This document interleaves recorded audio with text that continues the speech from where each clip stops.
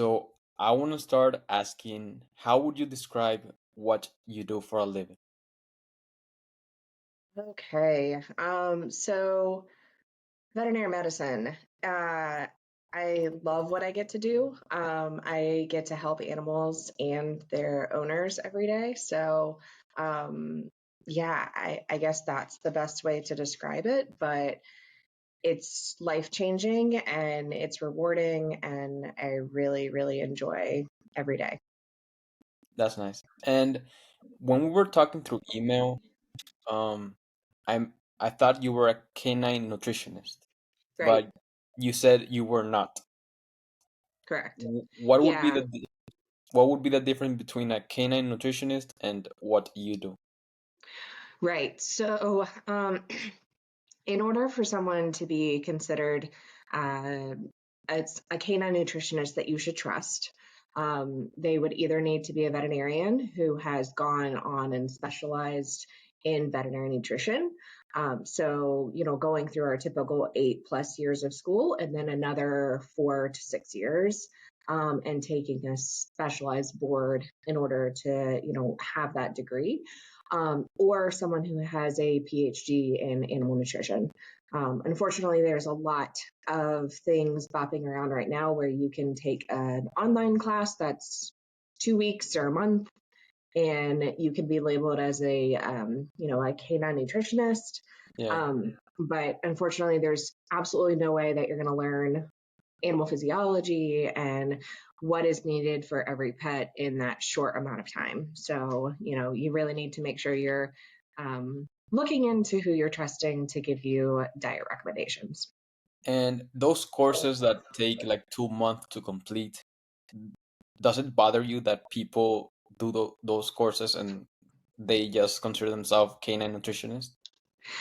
Uh, it, I guess the component of it that bothers me more is the people that trust them, because you think that you're doing the right thing, and you can actually be harming your pet. So I think that's the harder part for me, is that I took an oath, to do no harm and to help animals, and that's what I try to live by all the time. And these um, canine nutritionist short courses that are out there, I think that their intentions are good. So I'm not specifically mad at those people. I just wish that they knew a little bit more about it, because they can actually do a lot of harm. We see a lot of kidney disease, GI disease, heart failure in dogs that aren't on an appropriate diet. So yeah. Okay. And when you started your career, why did you choose treat older dogs? Oh yeah. So when I was going through school, I had older dogs. So it they always were kind of the thing that meshed with my soul the best, I guess. Okay. Um, and as I got further along into my career, I've been a vet for going on 9 years now. So as I got further into that, I realized we don't talk as much about senior pets as we should. Some dogs and cats live half of their life as a senior. So, we're missing a huge component of the things that they need. And they're just usually very gentle old souls that just want a really comfy place to lay and some good food and belly rubs. They just speak to my heart, and I love them. That's very nice. Would you say that's why you're so passionate about dogs? Because when they are senior, they are like more cuddly. Mm. Um, I really enjoy that part of them. I mean, I love a hyper crazy puppy, but I love that for other people's homes. But yeah, no, I mean, I just feel like dogs and cats too, and pets in general, they're just there's not a lot of malicious intent with them ever. They're genuinely just good inside. Their hearts are good. They're mean well. As they get older, I feel like they just need more support from us, and it's a time where we can take care of them. a little bit more than, when they're younger. They're giving us a lot of vitality and life. And I feel like in a way they're kind of taking care of us. So it's our way to give back to them. I had a senior dog that was my heart dog, and he taught me a lot of things. And he's the reason that I do a lot of the things that I do. So yeah, he's a big component of this too.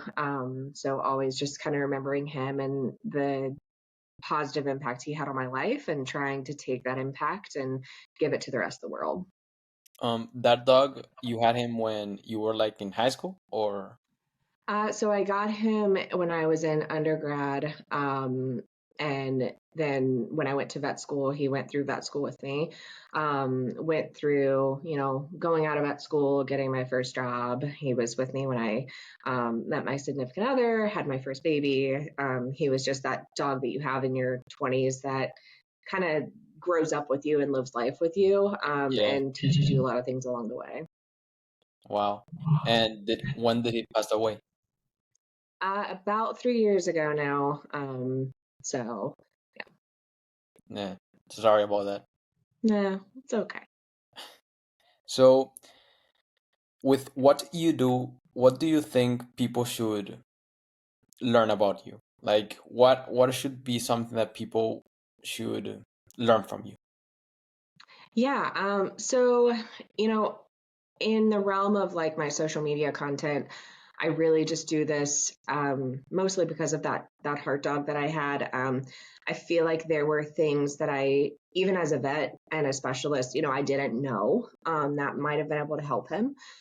So I continuously learn more things, and you know, I want to give that to other people so that they can have more time with their pets. So, what I hope people learn from me is, even if you're just getting a small tidbit of information that helps your pet have a better quality of life and live longer, that's what I want you to get. I want you to get more good time with your animals and more understanding of what they need. So, really, I mean, that's really the purpose of me doing this. And other great things happen along the way. I get to interview with awesome people, and be on NPR and do all these other random things. But it's just really for clients and pets, and to help them. Do you think that we treat the senior dogs unfairly? No, I just don't think we understand. So, the amount of times I've had conversations with owners where I say, "Hey, I think that Fluffy is having some arthritis and some pain," and they'll say, "Well, he doesn't cry," um, and it's so easy to disconnect that, because if we hurt, we complain about it. um, but if our dogs hurt and our cats hurt, they're not usually going to cry out in pain. They're Yeah. going to be a little bit unsteady when they get up from laying down for a period of time. They're going to seem a little more stiff than normal. They may not eat as well.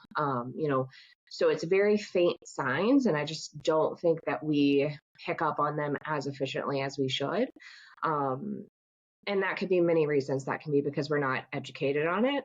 That can be because we, just don't quite understand senior pets yet and what they need. Pets are living much longer than they used to. So we're getting much farther into senior years than we used to, 10, 15 years ago. So now that we're having those dogs live into their teens and those cats live into their 20s, it's important for us to understand what that means as their body gets older and breaks down. What do you think is the reason of why pets are living longer? I think a lot of it is care. So, as owners, we understand that they need, more care than we used to think. I do think that a lot of people are able to take their pets to the vets and learn more things. And in veterinary medicine, we just have a lot more that's come out that we're able to do. I mean, 10, 15 years ago, we weren't doing MRI or CT scans on dogs that frequently. We weren't able to. I work at a specialty hospital, and one of the cardiologists often does major heart surgery on dogs, and those are just things that we we didn't do years ago. So you can actually do like kidney transplants in cats now. So just the abilities that we have are so much higher, and medicine keeps changing that, we have the ability to keep our pets around longer. That's really cool. And in your career, when was a moment when you said that you knew that you were made for this? Oh, yeah. I was the really weird kid that was like 3 years old, splinting my dog's legs. So I always wanted to do this, and I think every little girl goes through that at some point, and a lot of, little kids in general go through that, but I just never grew out of it. Like there was nothing else that I ever thought was going to make me happy. Um, so I think that was a big part of it. I started working in a vet clinic when I was about 14, Wow. cleaning kennels and things. So started doing kennel work and then worked up to being able to do some veterinary assistant work. So being able to be in that environment and submerged in it helped me to know that, like, yeah, this is really cool. I want to get to hang out with animals all day and to help them. So Wow. And how long have you been doing this? So I am going on 34. So if we count the time from when I was starting doing kennel work, 20 years. 20 years. Wow.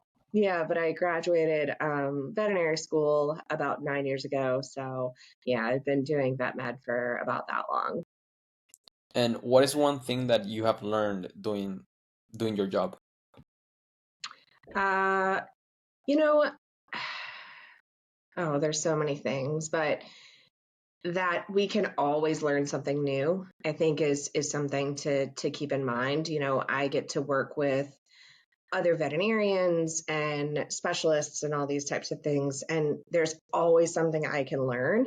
The things that we learned in school, they're not wrong by any means now, but sometimes those things change because we learn more. It's biology, it's science, it's always changing, which is one of the really cool things that I enjoy about it, is that there's always something new to know and always continuing education that needs to happen with these things. We have monoclonal antibodies is a huge thing right now in veterinary medicine. And that, What is that? so it's essentially, they're more like a vaccine than they are like a medication, essentially. So it's basically formulating an antibody to help fight off some sort of disease or infection in animals. Okay. Those were not around when I was in school. um, so we have one now to treat canine parvovirus, which previously had no sort of treatment. Cure. Yeah. We have one for canine arthritis. We have one for feline arthritis. So they have one they're looking into to help with pancreatitis. So there's a lot of cool new things that we just keep getting. So I think that's one of my favorite parts, is that it's always changing and you can Changing. Yeah. always learn something new. And if an owner wants to get access to that vaccine, how do they get access towards it? So most of these have to be given by a veterinarian. And that's because the antibody is formulated for specifically for a dog or specifically for a cat. Yeah. So if sometimes, with a needle, you can miss and, poke yourself or something along those lines. It's pretty uncommon, but it can happen. So if that happens for a person, and we're getting an antibody from a dog, sometimes you can have reactions to that. So it can't be given by anyone except for a veterinary specialist, just to keep clients safe. And all veterinarians have access to that vaccine, or just a few? No, it depends. In Europe, things like the injections for arthritis have been around for a few years. We just got approval for it here in the U.S. About 6 months ago. So we're just getting to the point now where most vet clinics have that available to them. The parvovirus antibody injection is still only available to a small amount of clinics, and that's just because it's very expensive. And you have to think about how many animals you're treating with parvovirus. So, if you're in Texas a lot of clinics probably have it because you have high rates of parvovirus in that area. But if you're, up north, they don't always have as many. So you may not have it there. I know here in Ohio, the only place that I know that has it is our specialty centers. So Okay. Wow, that's really cool. yeah. And now going back to the of why the lifespan of our pets are increasing, do you think nutrition is a huge part of it? I do. I mean, I think going back to we always are learning new things that our pets need. Nutrition can be a huge component of that. I do think that in the world of nutrition, a lot more people now are thinking about feeding their pets whole diets. So formulating a diet for them as opposed to doing kibble. I had dogs that, I had an old dog who lived to 17 on kibble and she was fine. So I don't think that kibble is causing cancer or doing anything bad. I think that it is improving as we go on too. We're learning new things that need to be put in for our dogs and cats, and they're adding those things in. But I do think a lot of people are going towards like a whole food diet. And as long as it's done appropriately, I do think that can benefit pets for sure. Just like, we want to do something that's complete and formulated for our bodies. I think that it's perfectly acceptable and helpful to dogs and cats to do a home cooked diet that's formulated um, to their well-being. And I think we can specialize these things a little bit more now than we used to be able to. It used to just be, here's some dog food. Now we have, this is dog food for a senior dog with diabetes, or this is, cat food for cats with urinary issues. So I think that we have been able to niche a lot of nutrition down now into ways that help individual pets as opposed to just this is for all dogs and For all cats. dogs, yeah. Yeah, I agree with that. And the reason I'm asking you that this is because there's like a lot of people getting into the raw diet, talking about how kibble is bad for your dog. And this is one of the reasons of why I'm doing this, interviewing people in the veterinarian field, because I mean, who knows better than the people that are studying the topic? Yeah. And it's I think this is the best way I can learn on what vets do. But so yeah, thanks for that answer. Yeah, no, I appreciate that you're doing the work and diving into it and trying to get the best answers you can about it. Thanks. And another question: in social media, what is something that you always see that kind of triggers you? That Mm, you know that they're not like a certified vet, but it kind of bother you. yeah. Yeah, I mean, there are obviously going to be a couple of things that are triggering as a vet, and again, they're mostly things that are unsafe. So, posting about, things like people formulating home cooked diets without the help of a PhD doctor or a veterinary nutritionist is always concerning. Raw diets, I think they're really hard for people to understand why those things aren't good for pets right now. And a lot of it, honestly, is the people. So I've treated a lot of dogs that are on raw diets. They often have diarrhea and have GI parasites and things like that that come from eating the raw foods. We don't recommend it for basically because there's no research right now. And again, science always changes, so who knows?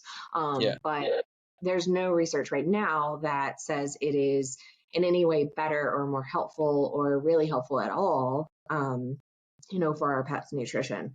And there's a lot of problems because you feed your dog a raw diet, and then what does your dog do? Lick you in the face. And then you get salmonella or E. coli, and then you get really sick. So we do actually see people getting very sick from these things. If you have small kids in your home, that is super unsafe. Because those dogs are gonna lick those kids, or even it's coming out in their poop. So, if the kid happens to touch around the dog's back end area, they don't actually have to touch the poop. Things like that live on surfaces. So your dog scoots on your carpet and then your baby licks the carpet because they do. You know, you can transmit things that way. So as of right now, it's a big safety issue, and there's no like overwhelming benefits that make it worthwhile. So that, yeah, that's frustrating. Another thing that I see a lot of, especially in older dogs, is anesthesia-free dental cleanings. Um, so those are really concerning to me as well, because essentially that means that the pet is being held down, physically restrained for a period of time. It usually stresses them out, and Yeah. we're not able to clean under the gum line. Working, some relief in a specialty center, I often see the worst case scenarios.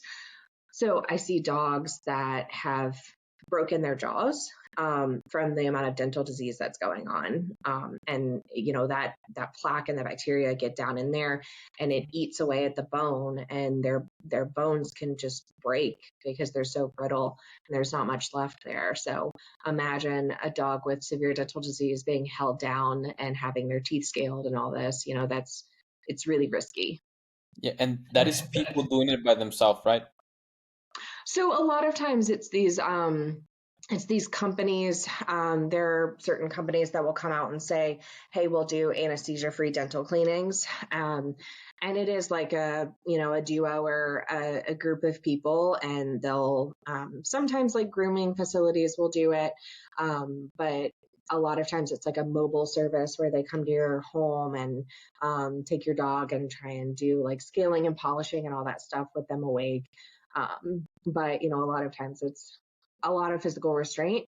And honestly, just because we clean what we can see, even if they do get through all of that, we're not cleaning everything, because when we do dental cleanings, we get under that gum line.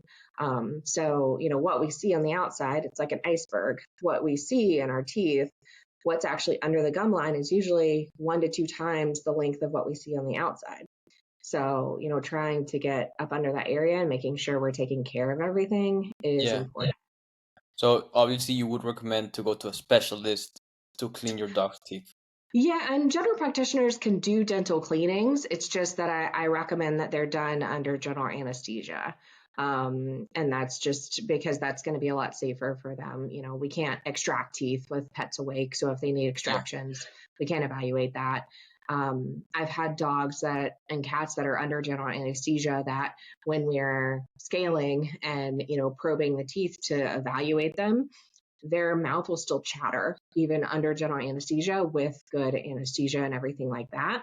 They're in a deep plane of anesthesia, but they still have that reaction, and Yeah. we can tell that's painful. So imagine if that dog was awake and we did Yeah, that. he will be hating it. Yeah. So what do you recommend for a pet owner to keep the dog's mouth clean, dog's teeth Mm, clean? yeah. So ideal is brushing. I say that as someone who doesn't do it the right way I'm supposed to either.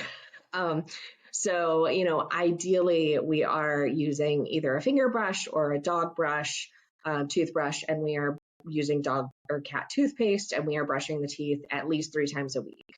So that's going to be the best way, because we're scrubbing on that, taking that plaque and tartar or bacteria off. That's, kind of step one. Other things, if you're not going to be able to commit to that and you know that about yourself, things that have like Oral Health Council seal, so VOHC seal, like greenies. So chews that have that seal on there have been proven to actually help break down some of the bacteria and prevent plaque buildup on the teeth. So doing like a greenie every day or something like that, where the dog has to and cat has to actually chew on it and help, rub that on the teeth will help. There are some like water additives you can do, which can help. But the biggest thing is actual friction on the teeth, so either brushing or chews. Okay. And is dogs' hygiene can affect like their gut system, like the mouth For of the. sure. Okay. Yeah. Yeah. So, um, When we get animals with severe dental disease, we often see elevated liver enzymes or liver dysfunction with these guys. The liver is important for filtering out toxins. If your mouth is full of bacteria, it's full of toxins. So, if they're continuously swallowing that, the liver is having to work really hard to filter all that out. And it's having, to work harder, and it can affect the liver. We do also see GI issues because they're constantly swallowing bacteria. So they're swallowing bad bacteria that's getting into their gut. And that can definitely lead to some problems. One of the major problems we have is heart disease. So some of that Because of mouth hygiene? So some of that bacteria can actually get down into the lungs and the airway, and then it can cause heart dysfunction. So these guys can get something called endocarditis, which is an infection in the heart muscles themselves from bad dental hygiene. Huh. Wow, I didn't know that. Yeah. And usually senior dogs, like if they're very sick, is because of their mouth hygiene or no? Or is it a complete another different Um, reason? no, it really varies. They definitely can get some severe disease from having poor dental hygiene, and depending on where you are, I mean, we see severe dental disease often, like daily, unfortunately, because a lot of clients just don't know that cleanings are necessary, just like we get them. Yeah. But dogs and cats handle that really well until they can't. So, we may see those changes in liver function, but the dog may be acting completely normal because they don't know that they're not supposed to feel that way. So they're gonna just still, drive through and do okay. I've had many animals that I take almost all of their teeth out, and owners kind of have they're really concerned about that because they're like, what are they going to do with no teeth? And I was like, well, all those teeth were infected and they were causing pain. And now they're not there. So I've had, especially little chihuahuas tend to have really terrible dental disease. They will still eat hard food because they're stubborn with no teeth. But, they're usually so much happier. I have had a couple dogs where we were on the verge of euthanasia. And I was like, hey, just let me try this dental cleaning.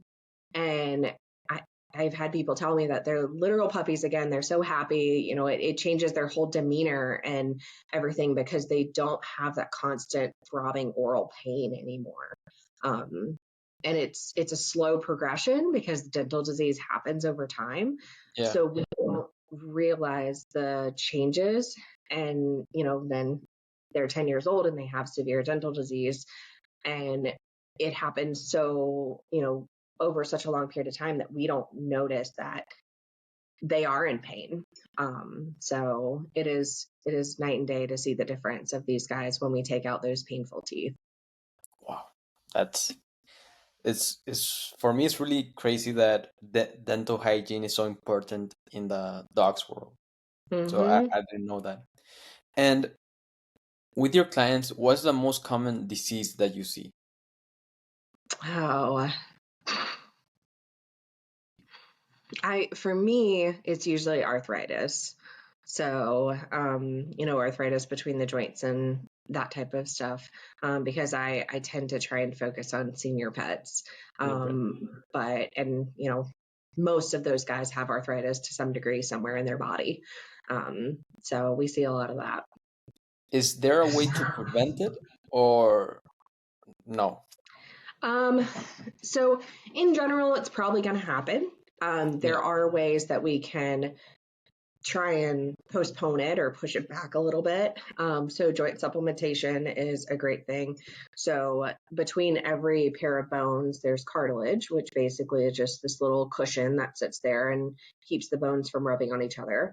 Um, and supporting that cartilage is going to be really important for helping with, preventing arthritis, which is what happens when those bones rub. So, joint supplements are great for supporting cartilage, making sure that we keep our pets active.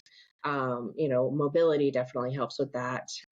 Keeping our pets at an ideal weight is a huge factor because the more weight you put on their body, the more pressure is going to push on that cartilage, and the faster those bones are going to rub on each other. So there's actually a newer study out a couple years ago that said pets who are overweight live on average 2 years less than our pets that are at an ideal weight. And that could happen for a myriad of reasons, but one of them is their arthritis becomes so debilitating that we can't support them anymore and their pain level, and we have to make quality of life decisions from that. So there are things you can do to help prevent it, postpone it. There's a good chance that if your dog lives to 15 or your cat lives to 15, that, they're going to have some sort of arthritis. But we can support that. Just like, a human lives to 80, they're probably going to have some somewhere. Yeah. But, some 80-year-olds can walk around and still function, and some are, wheelchair bound or, attached to a cane or something like that. So. And usually, what do you do to treat the arthritis on your clients? So if they're not an ideal weight, we talk about that because that's a really easy thing to do. If depending on the severity, sometimes when we're just starting to notice it is when I talk to clients about joint supplements. We put them on a joint supplement and we try that. And then we'll start to talk about like as needed pain medications. So anti-inflammatories, NSAIDs, like us taking Tylenol or, aspirin or something like that. We'll talk about those kind of on an as needed basis when they're having worse days. They're going to have worse days when it's really cold out, raining, just like people. So, we kind of progress to those things. And there are plenty of other things that you can do. Acupuncture is something that I do that helps with arthritis. And then, there's certain like loops and things that help with light therapy to help with that. Water therapy, so underwater treadmill therapy, that type of stuff. Just going on walks definitely helps too. So low impact activity is going to help. So there are plenty of things you can do to help once we start to see those signs. Orthopedic beds are also great. Well, I mean, well, dogs usually have. I always joke about that because they have like a nice bed and they just choose to sleep on the floor. Mm-hmm. Yeah, you still Yes. do get those, unfortunately. And they're usually the bigger dogs for some reason, but Yeah. yeah. Do bigger dogs, like size dogs, suffer more of arthritis than smaller dogs, or is it the same? Yeah, so going back to like how much weight is put on their body, it is proportional, but we do see old dogs age faster, and that Yeah. happens with arthritis too. So yeah, a 5-year-old Great Dane probably already has arthritis. A Yeah. 5-year-old Chihuahua, probably not until they're 10, So yeah, you definitely do see a breakdown of that cartilage faster in the bigger guys, The unfortunately. bigger. Yeah, that's like my favorite breed is a Rottweiler, and Ah, yeah. yeah, and it's always sad to see how fast they can deteriorate, I guess. Yeah, a 10-year-old Rottweiler is pretty good. So, Yeah. they can definitely break down pretty quickly, unfortunately. Yeah. So now I want to transition to some of your content. And there's a piece of content that you put feeding your dog like a wolf. hmm In your opinion, do you think that's the biggest misconception as of right now? Um, I don't I wouldn't say it's the biggest. I think that it's definitely a big factor though. We and in the human world of things too, we're doing all of this where we're saying, oh, medicine is bad and it's just keeping us sick and all of this. And the same in veterinary medicine, we're doing a lot more Google searching and mom blogging, and we're doing things that are based on opinions as opposed to like scientific Studies. facts or biology and things like that. So I think that, people love the idea of feeding their dog naturally. And the most natural thing we could think of for a dog is a wolf. Right. Oh, Yeah. But our dogs are not wolves. You know, a pug is not a wolf. Um, so, and it hasn't been for hundreds of thousands of years. So, you know, they have been so far descended from the wolf counterpart that it's not even rational to talk about feeding them the same anymore. You know, I'm all for, hey, if we want to feed our dogs again a whole diet, that's great. I mean, all the nutritionists will give you some sort of plan specifically for your pet for that. Um, and even if you don't want to, you know, we can cook out some nutrition. We know that, like when we cook veggies, we cook out a little bit of the nutritional part of it. It's still a vegetable. It's still great for you. But if you want to just say make things lightly cooked instead of, you know, completely cooked, that's okay, as long as we're cooking off a lot of that bacteria. But dogs and wolves do not have the same GI tract anymore. You know, wolves are carnivores. Dogs are what we call omnivores. So they need veggies, they need fruits, they need carbs, all of that stuff for their GI tract, you know, to function to its full ability, because they've basically become man's best friend and they've learned to eat like we eat. So, And what would be like a balanced diet for a dog? yeah, I mean, easiest thing is to pick a kibble, and try and formulate it appropriately to your dogs. You know, what if they have any underlying problems like senior, young puppy, that type of stuff. But if you want to do home cooked, I always recommend just doing it with a PhD nutritionist or with a veterinarian, because each animal is different. Like, Yeah. I think that's a big part of it, is where we're learning that they each need something a little bit differently. You know, even my dogs, you know, I have an older dog, so she would need some stuff for her joints. And then my younger dog has allergies and he also intermittently vomits, given, you know, so he needs some stuff that's for sensitive skin and sensitive stomach and that type of stuff. So it'll change what they can have or what they should have based on, you know, each individual pet and what they need. Yeah, that's so interesting that you bring the like the skin sensitive skin, because there was this pit bull that I used to train, and he would get like rashes around his body, Mm, and the family would always feed him like beef or dry freeze dried beef, not like raw beef. mm-hmm. But Yeah. then they took him to the vet, and he's like allergic to beef, to chicken, and he only could eat like salmon. And I'm like, huh? So not all dogs can eat beef or meats, stuff like that. Yeah, yeah. And like food allergies, you know, dogs that have allergies, a common misconception is it's grain. And dogs don't usually have issues with grain at all. Grain's very easy for the body to break down. What they have issues with are the very, very dense proteins of meats. So beef is a super thick protein that the body has to break down into a lot of little pieces. Yeah, Chicken, dairy can also be high up on the list. So a lot of our allergy dogs need to be on something like salmon or lamb or, you know, alligator or kangaroo or something, depending on what you have an abundance of in your area. So, makes sense. Another one that I was very interested in is the the post about Librella, mm-hmm. where the dog is limping and then the dog is getting the sumis. And the Yeah. reason I want to talk about this is because in the video you can see he's like a senior dog, but then he just starts acting like a puppy. Mm-hmm. So my first question is, what is Librella and what do you do to make him that hyperactive again? Yeah.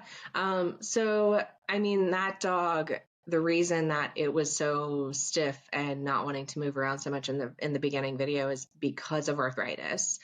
And that's one of those things that clients may just not know. They see them kind of slowly getting around and they're like, oh, he's old, you know, this is just what happens. Yeah, And you have to say no, that they're in pain. Like that's actual pain. You know, and we can treat that. And Librella is going back to the monoclonal antibody conversation. That is the arthritis monoclonal antibody for dogs. There's also one for cats. But essentially, it goes in and it binds to something called nerve growth factor. And that nerve growth factor is something that transmits pain signals to the brain. So we're kind of blocking the pathway of transmitting those pain receptors to the brain. So it's helping them not be in pain because it's blocking the pathway. So it's fantastic for arthritis dogs. I've had wonderful stories from it with patients. Just like with anything, there are potential side effects to it, but in talking with friends and vet colleagues and even clients from other countries like Europe, where it's been around for multiple years, the overwhelming idea is that it is helping, and it's giving a lot of these pets a positive quality of life that they didn't have previously. Mm. And out of curiosity, what are the possible side effects? Yeah. There's this awful Facebook group that I refuse to look at, but everyone references, that talks about how dogs, drop dead on the other side of the needle, and they had these huge reactions, and it made them go down in the back end and not be able to walk, and all these types of things. That's not proven in studies, Okay. and there are a lot of studies. I mean, this isn't a FDA approved drug. FDA is not going to approve something without very rigorous testing and proving things. So they're not just going to willy nilly approve drugs. It took a long time because here in the US, it takes a long time to get FDA approval. So our general side effects with this would be nausea, vomiting, lethargy, sometimes some skin irritation where we give the shot. And sometimes we have noticed an increase in thirst or urination, or a change in one of the kidney enzymes called the DVM. But that being said, I have still put dogs and cats with kidney dysfunction on these drugs, and they've done really well.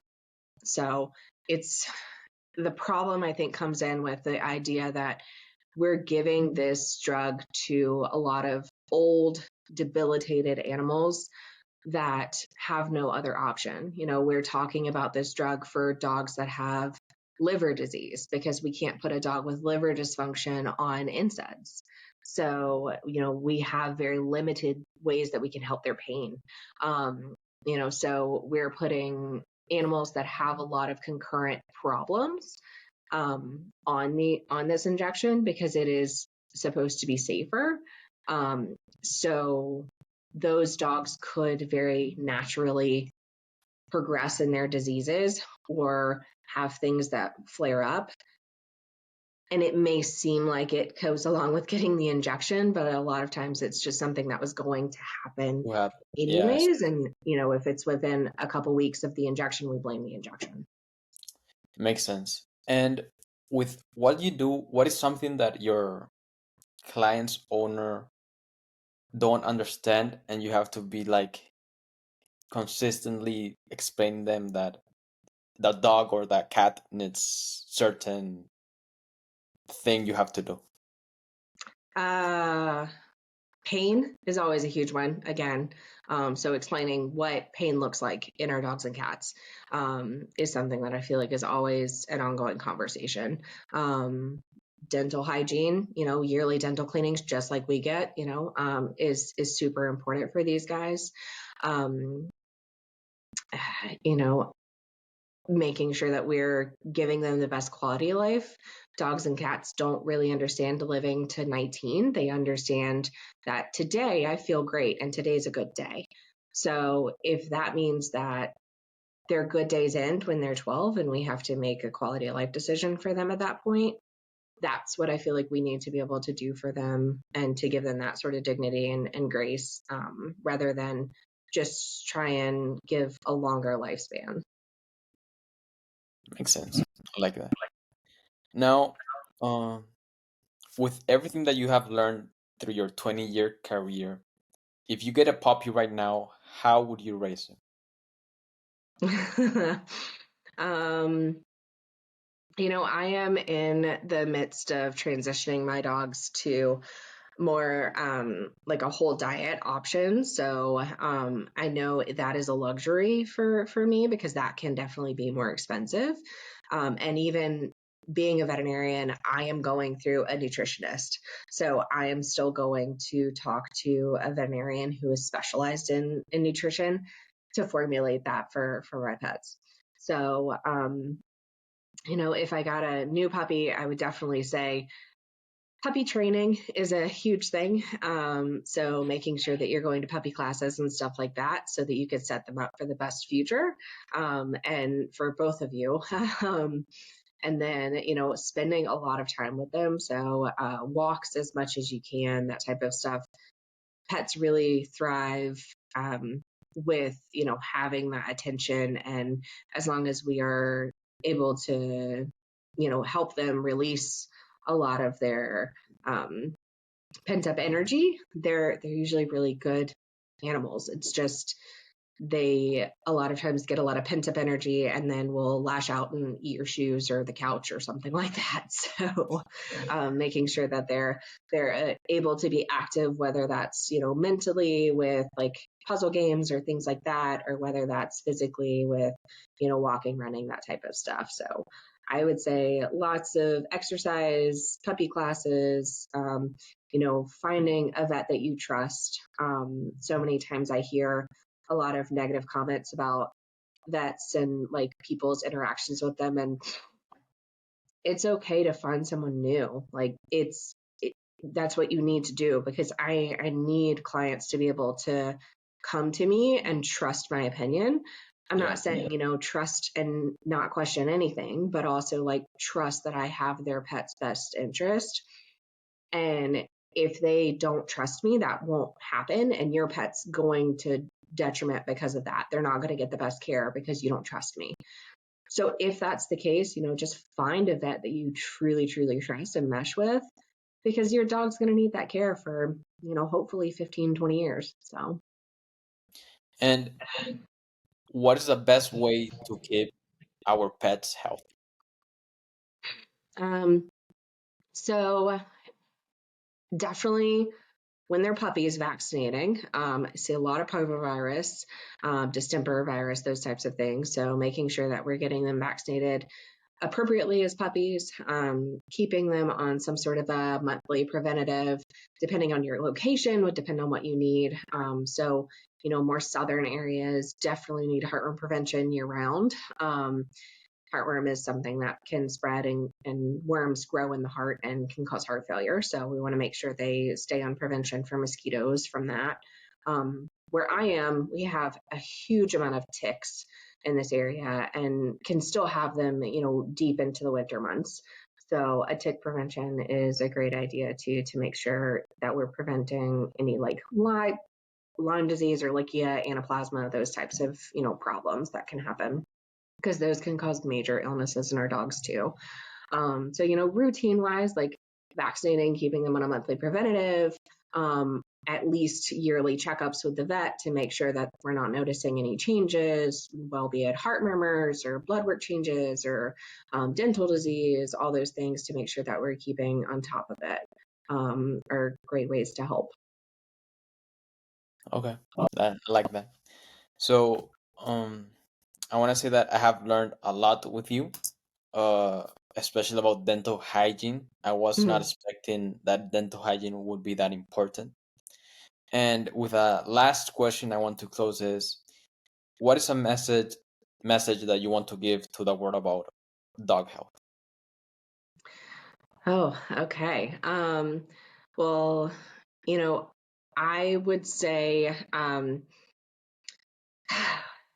from a senior pet healthcare standpoint of things, I think that it's very important to understand our pets can't tell us everything that's going on with them. So, noticing any subtle signs or changes, even if it's just like, hey, they used to eat their food ravenously and now they just eat it a Take it. little slower, or skip a meal or something here or there. Noticing those subtle changes, I always tell clients, your pet best. I see them and I can tell you medical, but you see them every day. You know their habit changes. Small things that are changing. So if you feel like something is going on with your pet, keep going until you find that answer. I've had plenty of clients that just said, I felt like something was wrong. And we've found cancers or things like that. And there were no clinical signs, but just trusting your gut and, advocating for your pet and that type of stuff is super important. Yeah, Okay. Well, Amanda, thank you for taking this interview or of conversation course. we had. I learned a lot, and yeah, thanks for everything. Yeah, no, I had a great time, and thank you so much for what you're doing, trying to educate people. We really appreciate people like you doing that. So